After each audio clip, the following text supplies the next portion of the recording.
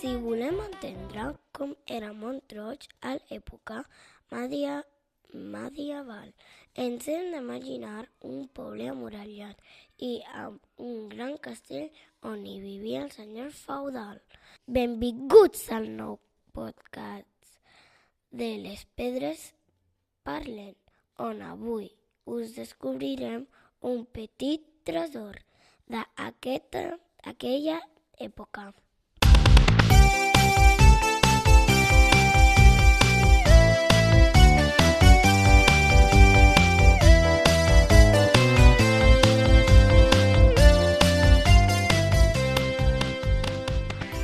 Doncs això que us dèiem.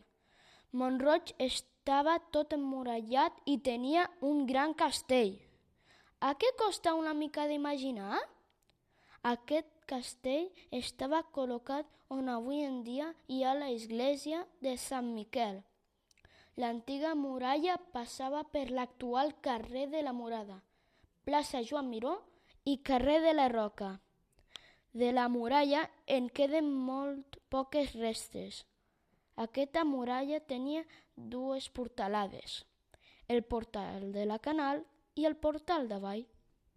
El portal de la Canal és un portal que té doble arcada que té una torre al costat. El portal d'Avall està situat a la plaça Joan Miró, al final del carrer Major.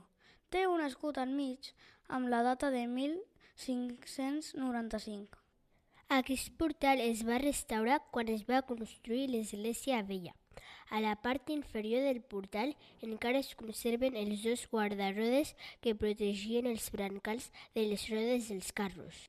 Just darrere de l'església nova de Sant Miquel i molt a prop d'on hi havia l'antic castell de Mont-roig al Camp, hi ha les restes de l'antiga presó.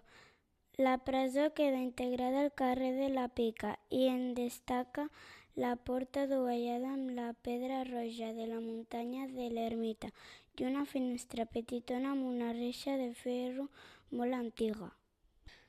Ja sabem més coses de Mont-roig, que tenia un castell, una muralla, dos portalades i fins i tot una presó.